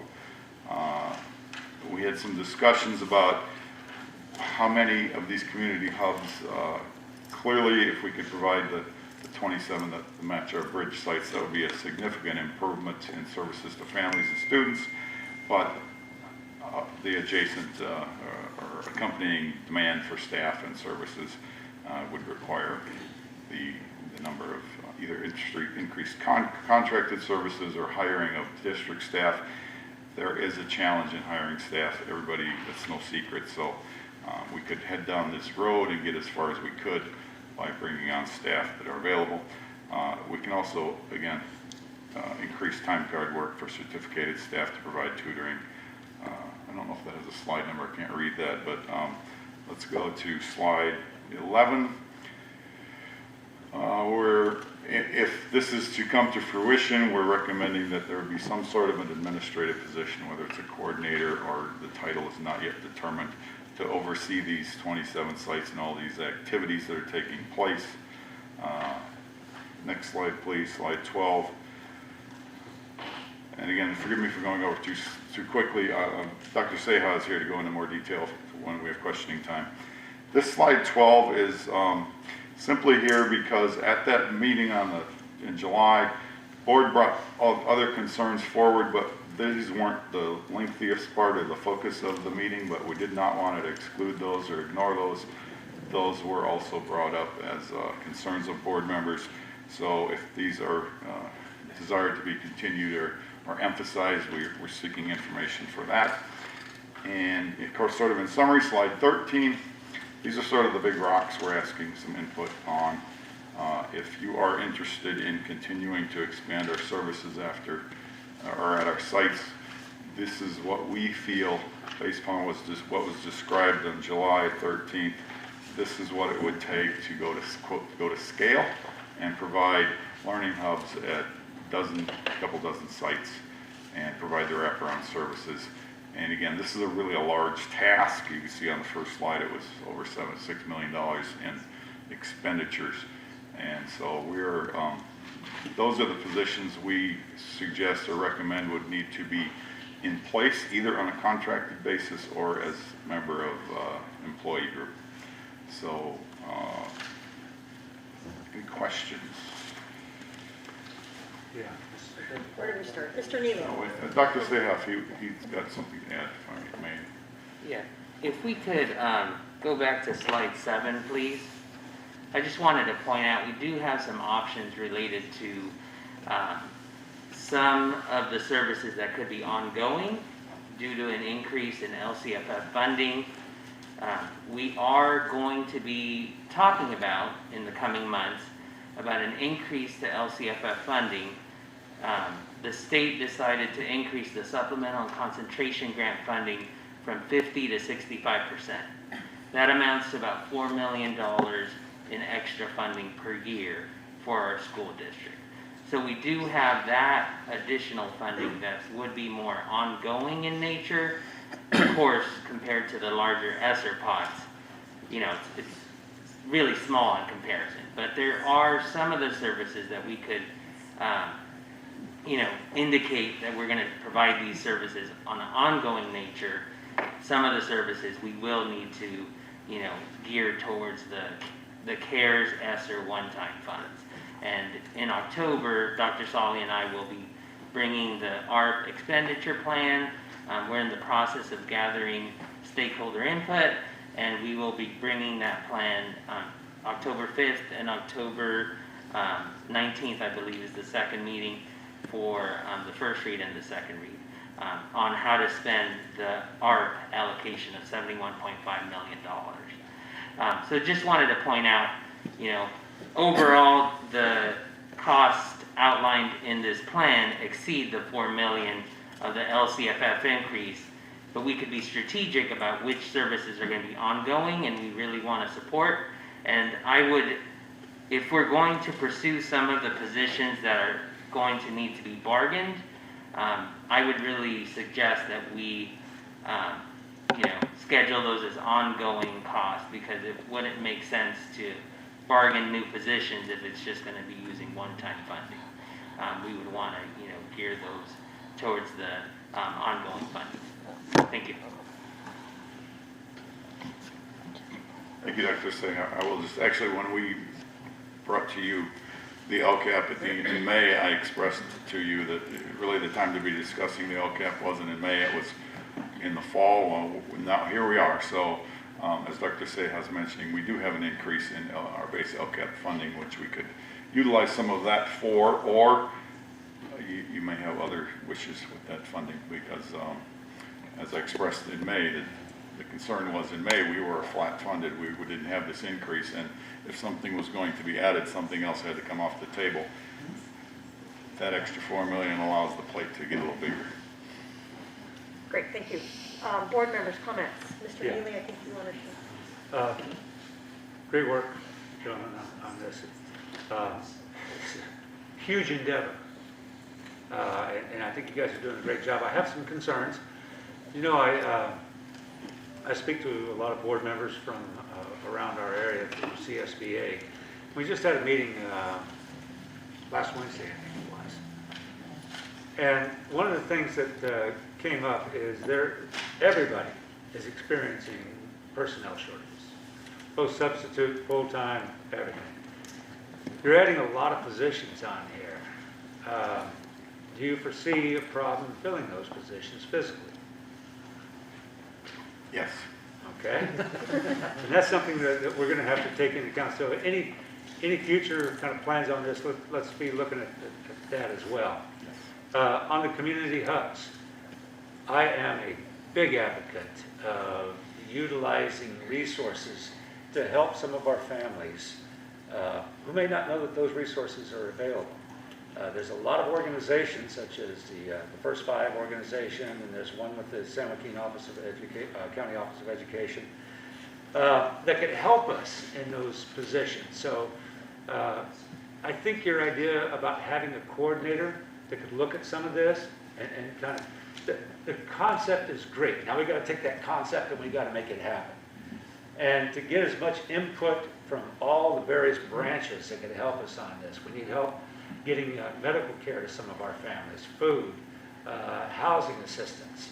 There's a lot of things like that. If we can get some of these kids out of these houses that, there's 3 families in a 3-bedroom house, that'd be great. So that's what that community hub needs to be, a place where our families can go and get the help that they need. I'm going to have a lot more on this. I don't want to take up time tonight, but I would really like to talk to both of you about it at some point. Okay, that's all. Thank you, Mr. Neely. Any other board comments? Another question, yeah. Yes, Mr. Connexo. Back on the executive summary, I'm sure it just went over my head. The estimated cost per year is $6,850,000. That's everything? Yes, that's the estimated cost for all of the staffing outlined on the last page of the summary on page 13. Okay. We do currently contract out for some of these supports. So for mental health, we currently contract out to Point Quest. This year we expanded services with Point Quest and 180 Center, where we're providing more services to all of our school sites across the entire district. Board has expressed interest in bringing some of those positions within, Lodi Unified. So really, we're seeking direction. That's where I was going with this. Is that, I would like to spend our money on our guys, on our people. Okay, that's all right. Thank you. That's my opinion. Any other board comments? Oh, we're quiet. Thank you very much. I'll get to those comments in a minute. Thank you very much for the input on this. I appreciate it. I'm looking at seeking board input on the on slide 13, and there's a laundry list of increased clerical, custodial. I like the idea of increasing everything, but if we're going to add an hour here and an hour there, I don't know that will give us. My personal opinion is I don't know if it'll give us our biggest bang versus adding another human to a site to get caught up on things we need. The other thing I don't notice on here is campus security. We talked a little bit about that. And so I want to make sure that we're not missing any other suggestions from sites. There could be something that we made our laundry list here at that meeting so long ago, that there could be something coming from the sites that has risen since I can tell you I was at a high school this week, and the amount of COVID reporting was crazy. So I don't know if they need a temporary or a partial position to help with that. So that, and we're hoping that someday that goes away. So there's just, I want to make sure we're not missing anything from any school site. But thank you very much. This is well done. Thank you. And just to highlight, with the mental health clinicians, if we chose to implement them, we're thinking it would follow the same model like the Child Welfare and Attendance Office, where we would have staff placed throughout our district, and they would provide services to school sites as needed, much like our Child Welfare and Attendance clerks currently provide to school sites. With the community learning hubs, there's several ways that could be implemented. The latest thinking related to that effort could be partnering with Bridge site staff, because we have a captive audience, But if we provide supplemental services and, through other funding sources, we could service students that are not in the bridge program. So we could service kids that are already in the bridge program and are already attending, for 4 hours after school. And we could also service other children as well. Great. Yeah. You just hit on exactly what I was going to talk about, and that is, granted, we do have bridge at, what did you say, 27 sites? Okay. And I think that's great. One of the things that I would like to see, if it's such a great thing for one group of children, it's a great thing for another group of children. And so what you had just mentioned about the possibility of expanding the services, I think that's great. Which then leads me to the second concern I have, and that is, Mr. Neely already mentioned it, is people. We've got to have people, and Ms. McFarland mentioned also is that, okay, so we have somebody who we can add time to their day through a time card or through their actual job description. I think you get a much better bang for your buck if you have the ability to add people. Especially if we're talking clerical and custodial. And those kinds of things, when these funds sunset, there are other things that we can do with those positions, whether it's backfilling through attrition or whatever. No matter what we do, it takes a human being to get this stuff done. And I think we all know, you just read anything CSBA, is that everybody is having a hard time trying to find people. Now, granted, we can contract out some of that, but it only gets you so much. The third thing I'd like to mention is there's an awful lot about the mental health aspect of it, and I agree that's a huge thing. We've got to get that hopefully in a better position coming off of all the COVID stuff that we've been through with the last school year, and also now with the continuance of that. But in addition to that, and I don't want to shortfall any of that, where do we come up with additional tutor time for academics? I think the student health is great, but the component of increasing maybe some lost academics is kind of the other thing I was thinking about. And I really like what you said about expanding it to other sites, because it is important. So those are my comments and questions. Thank you. Thank you, Mr. Everly. Any other questions, comments from the board? Student reps, do you have any comments? Public comment. Did you want to say something before I do that? All right. So, I have some of this on my phone, so I have to look at it. Okay. So, first of all, I am representing the Lodi Education Association, the teachers on this, and we respectfully want to point out some concerns. So, the sub shortage due to quarantine is significant, and the number of unfilled positions for teachers is still high from reports coming from our own district. So we have to address competitive wages for teachers and for subs. And we think that what has changed is to get long-term subs, maybe increasing wages, and it might be temporary with some of that one-time money. I don't represent CSEA or LPPA, but also too, with respect to CSEA, para and pause, we have a lot of unfilled positions, and that will help with the SEL, the social emotional learning, to have those supports for kids. There were no, on this this last page here, there's no teachers here for positions. Most of them I'm looking at might be LPPA, might fall into the LPPA category or the CSEA category. So we're concerned, as teachers, we're concerned about that. And if we're going to bridge that learning gap, there's got to be some more teaching positions. And those teaching positions might not be the traditional classroom, but as Mr. Heberly said, doing something to do with tutoring. So getting people who are certificated doing tutoring. As we found during distance learning, some of that tutoring happened, a lot of it happened not during regular school hours, right? So that could be something we think about, just sort of out of the box. But we need to focus on keeping teachers here within Lodi Unified. I mean, we had more teachers leave than we have hired in the last year.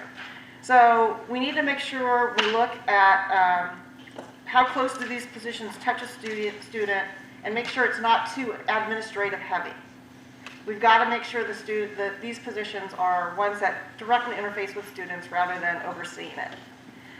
And the other question I have is, how are we going to do full-day kindergarten? A lot of sites are going to full-day kindergarten as we bring transitional kindergarten onto campuses. So that's going to also impact classroom resources.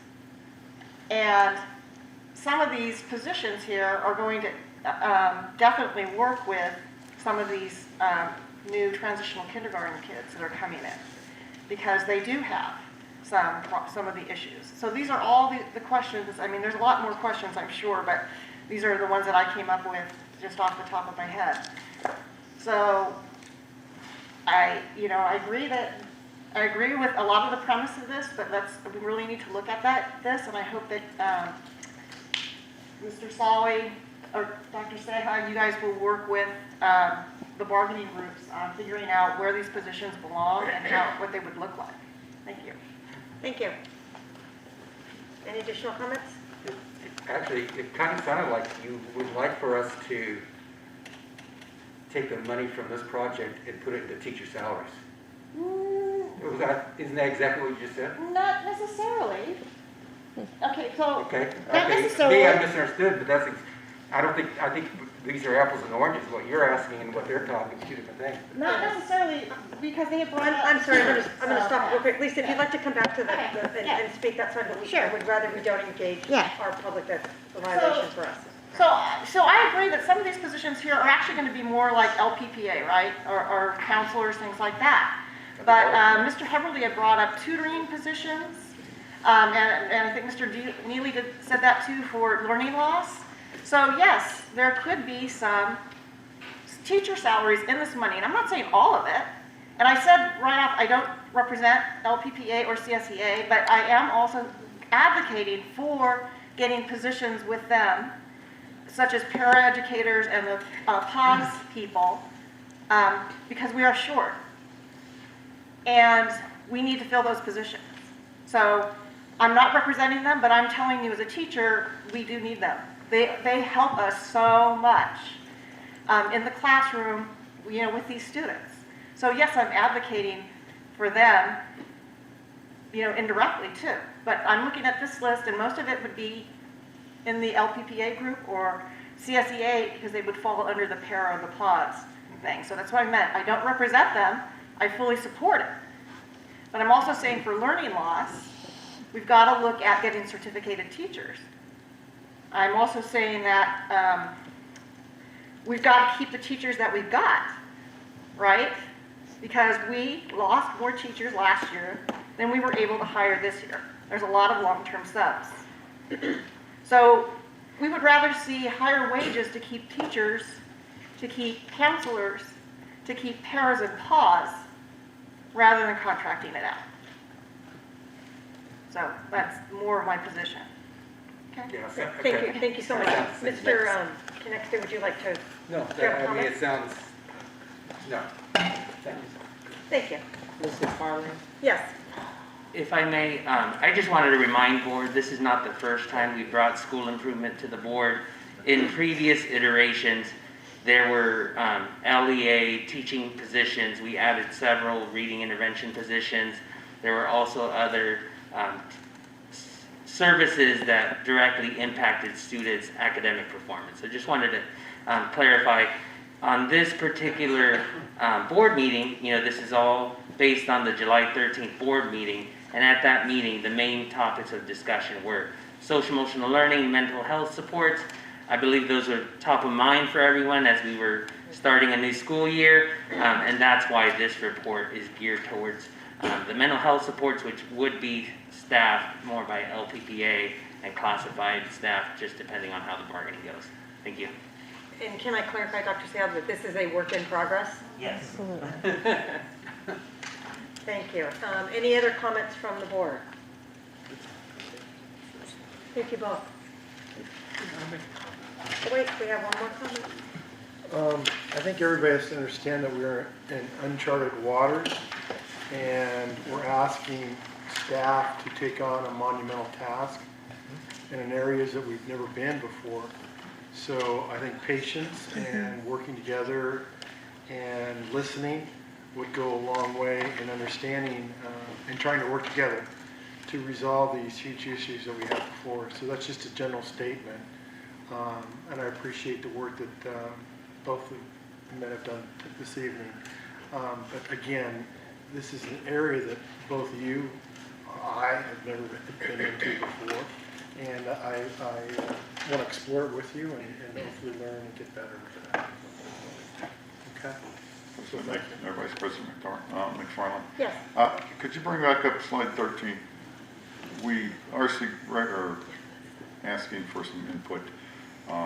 If the board's interested in having staff pursue any or all of these positions to support this effort, and I would say that your question is spot on. Can we hire these people? Well, it's going to be a huge challenge to hire all of those people in the first year. Maybe in the next few years we could bring some more on. But the challenge we face is that we have the funding for 3 years, and we have the need immediately. And whether there's staff out there to readily hire or not, we either start down the road or we don't. And so that's sort of where we're seeking some input, is if you would like to see some of these positions either on staff or on contract. Comments from the board? I have a comment. I think that do as best you can wherever we can. If we have them on staff, get them from staff first and then go on contract. We do generally have to do those things because they won't be available in our staff. Thank you. I agree. Fill it with staff if we have it, and then contract it out. But yeah, I want to use our own people if we can. Same.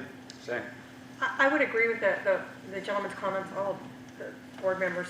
I would like to see us not, I realize if we have to go outside of our staff that the salaries are going to look different. I would hope that they will be in line with what we are paying our current employees, and that where there isn't quite a disparage difference in our salaries if we're doing a temporary. I realize sometimes that will happen, but if we have the option of extending it to our employees, I'd like to see that.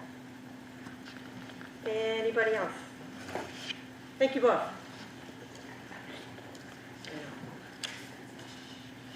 Next report you said is October? Well, we want to know what's your direction on how we proceed. Would you like us to work on a next report, or? Well, what I'm hearing, Dr. Sarah, is that everybody's in agreement to proceed forward. And if there's a decision in hiring, we would like to see our employees looked at first. And then take it to the outside market, but we are trusting in your ability to bring back something wonderful. All right, thank you. This is a huge thing, so frequent updates would be very helpful. Certainly, and I believe, some of the admin supports that will be provided will need to work with multiple departments, so getting that level right is going to, be key, because there's certain departments that work on providing services to students, like child welfare and attendance, positive school climate, the Title I office. So getting that level of support right is going to be key moving forward. Thank you. Thank you. Thank you so much. Moving on, Panorama survey cycle. Mr. Palmquist. Make it good, buddy. This is our chance to get you. Thank you, Vice President McFarland, members of the board, and Dr. Washer. We know that students can't learn if they're not safe, and much has been made, rightfully so, about physical safety and all of these, the topics that our times demand.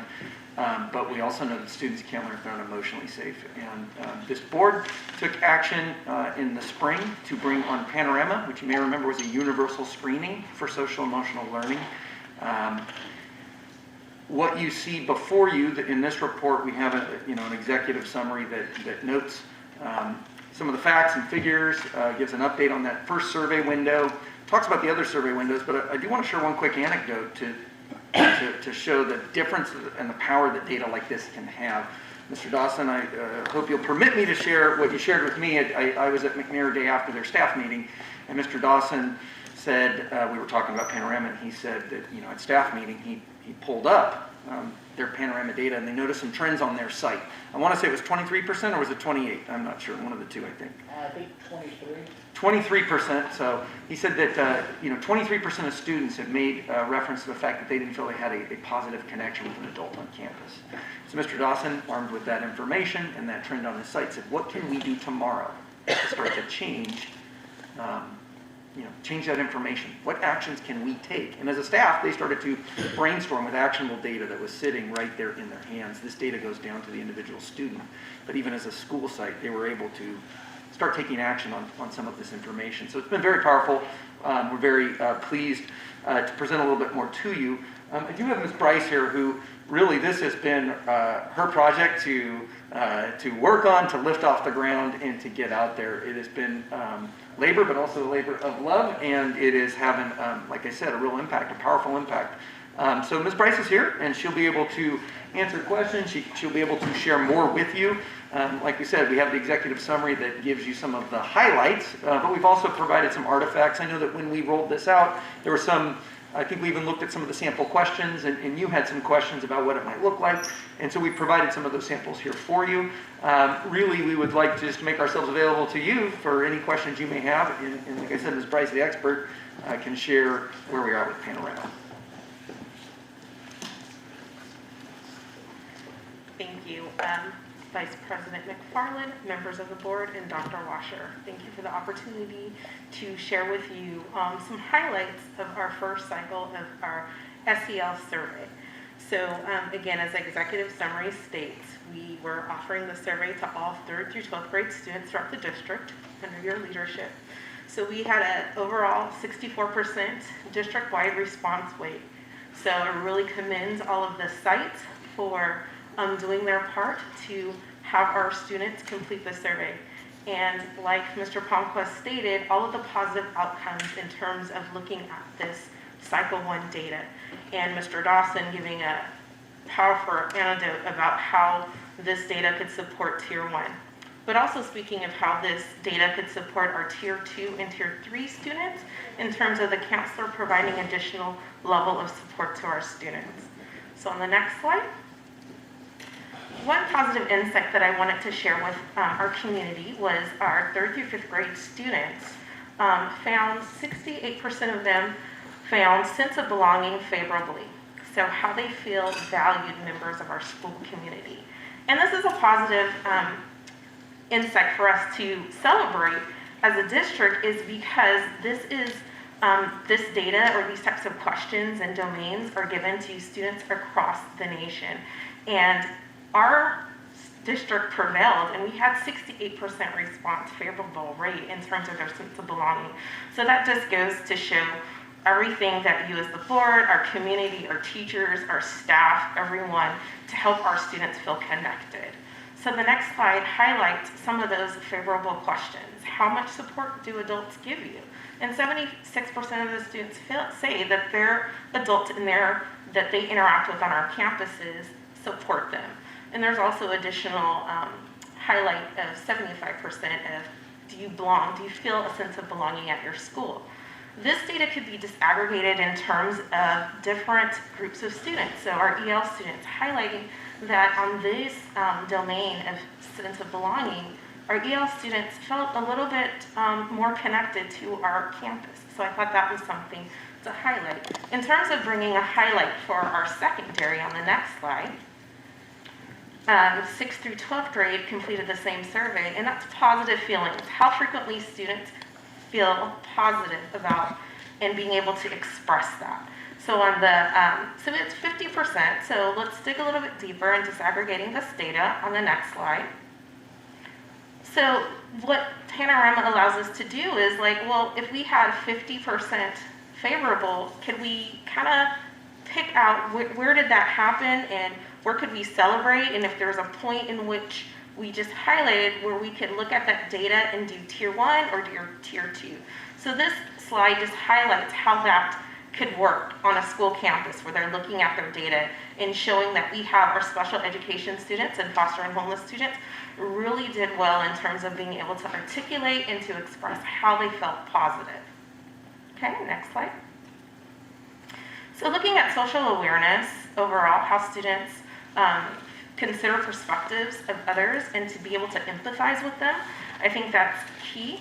Our 3rd through 5th grade students was 67% favorably, where our 6th through 12th grade students were 60% favorable. So not only could we look at this data from specific site level, district level data, but being able to celebrate where we're doing really well and looking at all of the great things that we're doing with our curriculum, SEL, and focusing on that. But we could also look at the data to be able to support students who may need additional support. So next slide. So this just allows us to see how we could take a look at this data a little bit deeper. Okay, and how we could make an actionable item based on this overall data. And so schools are able to make some decisions, like the example of Mr. Dawson. There's also been other sites where they've been able to take this data and really do some great things. At Krista McCullough, they've been working really hard, utilizing their data to implement how are they going to impact their elective courses. So they're directly interfacing with the Panorama data to make school-wide decisions at that tier 1 level. Okay, next slide. So our counselors are using this information to support students at the tier 2 and tier 3 level, and they're being able to access our playbook. So playbook is a partnership. It's just a wealth of resources from CASEL-approved SEL curriculums where they're able to find specific lessons to support students. So say, for instance, we were like, that sense of belonging, we really want to build that up. And so that allows the counselor to utilize these resources to work with sectors of students based on analyzing the data to work with them more in depth in terms of providing that level of support. And so with, on the executive summary, it highlights our next coming cycle, which will be August 30th through September 10th. And on the last slide, it just basically showed you how we're able to use comparative data over time, right? So our next cycle will encompass the same domains that we did on our first cycle. So we're able to have some comparative data, and our SEL steering committee will be making some informed decisions about our winter and spring survey. Is there any questions? Thank you. Board, any comments or questions? Questions? Questions. Mr. Neely. Thank you, Mr. McFarland. How did students take this survey? It was an online survey, so we had students who were in the classroom, took it in their classroom. It took them about 15 to 20 minutes, and it was also presented to our digital students as well. They were able to take it from home. I kind of figured that's probably how we did it. So how did we end up with only 64% response rate? So when I had conversations with site administrators, they had a really good turnout when they did it school-wide. In terms of at secondary, they selected, if it was at Lodi Middle, they pushed it out during PE. Other school sites did it in their advisory period. So those sites had a really high response rate, like Tokay. Some of the sites who did have some challenges were due to a lot of their students being on distance learning and them taking the, being provided the directions and parameters, but completing that survey away from the school setting. So that was somewhat of a challenge. Because the majority of I mean, this survey was May 3rd through May 21st, so our kids were mainly back by then. And it was the midst of our state testing, so that we did also have a challenge of academic assessment window during that time. Right. I would think that we could get better than 64%. I mean, there are students, you know, that Yes. you sit down and you put a computer in front of them, you take the survey. Yes, sir. So I would hope we'd look at that a little bit harder next time.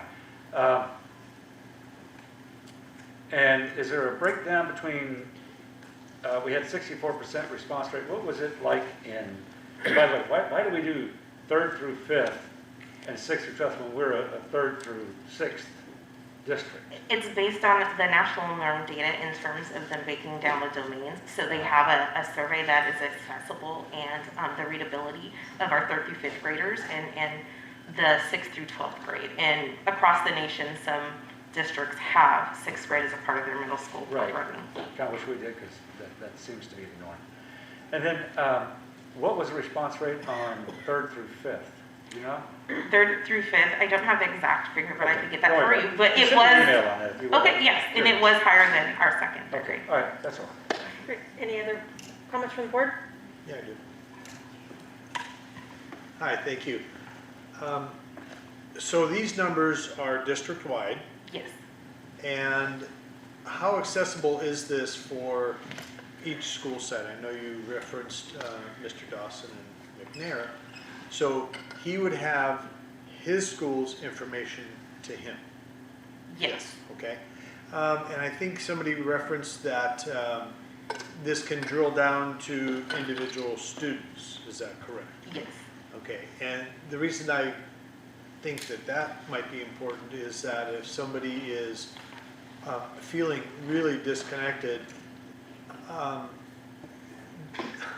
that problem and that feeling kind of filters down to other things, grades, behavior, and those kinds of things. Am I reading too much into it, or is that something that's possible? Yes, sir. That is exactly one reason why we wanted to utilize this opportunity so that we can identify those students who may need additional support at the Tier 2 and Tier 3. So our counselors are working with those individual students. That's another good reason to increase response rate. Oh, absolutely. And that was kind of one of my overarching concerns, being in emergency services, is when a child feels that hopeless, we want to stop that next step. So, thank you. Thank you. Any other comments from the board? Student comments? I also want to let you both know that when you're ready to depart our meeting, you're more than welcome to. We know you have classes and homework and things to do. So we appreciate you being here, but at your leisure, you can exit when it's best for you. Thank you for having us. Thank you. Public comments? Thank you. All right, thank Appreciate you. it. Wonderful Thank you. report. We're moving on to communication from groups. The first one up would be the employee group. I'm not going to make a comment. You're not going to make comments from board members. Yes, Mr. Parlin, I have just a few words to say. Welcome to the student representatives.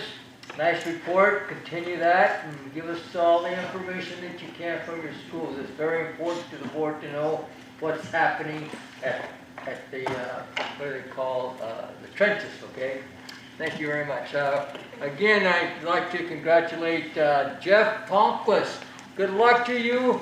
I read a lot about that district. I think you're doing a great job. Okay? And I think you died and went to heaven. Anyway, again, congratulations on the new position. It's just like, you know, just thinking of myself, I got a new head coach job, and I mean, you know, you're going to go start right there and you get your own ideas and get them together, and away we go. Scott, you're almost going to be at home. I think you started, I mean, athletic director at secondary school, the administrator at secondary school. You will do a great job, I know, and you're very receptive. Congratulations on that, and we expect great things from you and good reports, okay? Oh, well, so anyway, and I know Neil Young is not here. He's a pro. He does that job before, and we've had him at the personnel office before, so I know Neil very well. And Miss Peterson is going to do an excellent job assisting the elementary administrator, so that will be great. I want to thank everybody for the report. The huge report, Sally and Mr. South. Actually, like Ms. McFarland said, work in progress. My gosh, you got a job there. I mean, especially trying to get the personnel to fit the system and get the maximum out of you, what you want to do with these youngsters that we have in our schools. All right? And again, thank you very much for that report. Thank you for the Panorama report. Excellent. And like I said, I agree with Mr. Neely. If we can get more people to respond, it would be great. And that's all the report I have. Again, hopefully that this pandemic will be over in due time. I have to just express myself. I don't like this. I don't like it at all, but we're following a mandate, and I hope it's temporary. That's all I need. I hope it's temporary. Thank you very much. Thank you. Mr. Connector. I just have anecdotal information about how kids are doing with the masks in both elementary and the high school level, and I said it's very unscientific. It's just from the people I've talked to, but generally speaking, kids are complying, kids are behaving, and nobody really likes it. The only real problems are, maybe I shouldn't use the word that I was told, but some of the parents can be hard to get along with. That's much better than what I was told. But the kids are okay, and they will survive it. And again, I think I said this last time, you know, masks may not help. I don't really think they do much harm. So until we are allowed to not take them on, we're just going to err on the side of caution. This too will pass. Perfect. Thank you. Mr. Porter. Hi. Hi. No problem. You're good. I'm so glad to hear that. At this end of the table, we always accuse the president of the public that they have a certain side that they like better. Yeah. So I'm on a swivel tonight. Okay, last Friday, Dr. Washer, Mr. Freitas, and myself met with the two of our state representatives who reside or who cover the Lodi area. And I got to tell you, everybody, you would be very proud of your superintendent and the way that she brought this thing together. And also, Chelsea, I wouldn't want your job for the world. Let me tell you what, trying to coordinate 3 board members' schedule with a superintendent's schedule with an assembly member's schedule. And you made it happen twice in one day, so that was really good. So thank you very much for that. I wanted to tell you just about some of the things that we talked about. First of all, the superintendent wanted to talk about the sub shortage in California. She had some good ideas for how to help alleviate that and pass those on to both representatives. Well, by the way, we met with Heath Flora, and then that was a virtual meeting, and then we went into Assembly Member Villaputa's office there in Stockton. The Assembly member had gotten tied up in Sacramento, and his chief of staff met with us. So we addressed the sub shortage. We also addressed the possible extension of some of the deadline for some of the COVID money, which is really important. If we could get that thing knocked out another couple of years, we could get better use out of that money. And so brought that up. Also, the superintendent brought up, I thought this was great, is the additional funding for TK. Since TK is going to be mandated, and we're going to need more space, we're going to need more everything for that. As she brought up, the kindergarten classrooms are quite different, so you can't just throw them in anything. They're actually constructed different. Creation of financial literacy opportunities for students, good program on that. teach kids all about personal finances. We talked a little bit about the concerns, this was my area, concerns surrounding the declining enrollment and funding. We've heard Mr. Khan talk about the financial cliff that we're facing. In the year 2022, when they adjust the ADA, we're going to lose about $13 to $14 million a year conservatively based on that. What we're proposing is what I'm calling a soft landing, so that we only, in no year could you go down more than 0.5% in ADA. And then that way, instead of having massive layoffs, natural attrition would help take care of everything. So I think that's something that we should be talking about as well. And then support for full and fair funding. One final thing that we talked about was AB 428, which is a bill passed by Assembly, still waiting Senate approval. And that would change the CSEA notification process for layoffs to the same as certificate employees. It means that you would have to tell people by the 15th of March that they were going to be laid off, or they could possibly be laid off. And then those layoffs would have to be finalized by the 15th of May. Now, everybody is in favor of early notification as possible, but what they're asking the districts to do again is to tell people that they may be laid off before they even pass a budget, before the May revise. And the May revise has been changing, so this is just ridiculous. So what are we going to have to do? Because if you don't do that, then you have to have them for another year. So what's going to happen is districts all over the state are going to have to give massive layoff notices just in case. So I mean, it was a good intention, right? It was a great intention. But it's just not something that, it's going to cause a lot of problems. So anyway, just wanted to let you know that that's what was going on. And again, Dr. Washer did a great job. Ms. McFarland, good job tonight. Yes.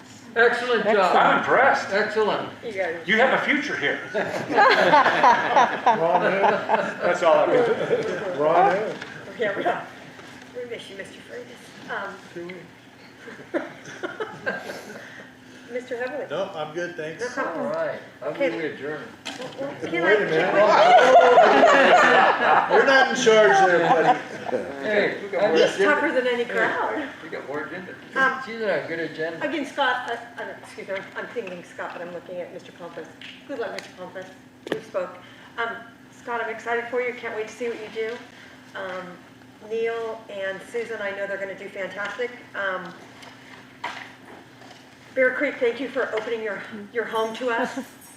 District staff, thank you for coming early and shaking out the cobwebs and getting us set up on our monitors and everything else that has to happen. We appreciate you. Mr. Freitas, we hope you feel well. And one thing that I want to leave us with is that this COVID is not over. It is a changing playbook.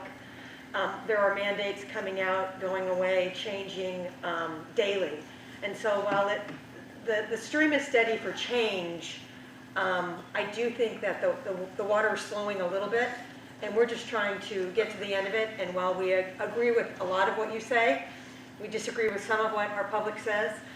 We have a job to do, and we continually try to do it with an open mind. So thank you for coming and expressing your opinions and your concerns and your questions. We will continue to listen and do what is best for our district. And with that, do we have any board advisory reports? Nobody. Nope, Mr. Neely just did it. Mr. Nava? Not yet, next week. Okay. We're now at that point that you'd like to. The last, I'm moving with adjourn. Is that what you want? That's what I wanted, Mr. Nava. Oh, funny. Mr. Connect said second. Thank you. Meeting is adjourned. Yes. Everyone, drive safely. Record, Susan. You think? Yes.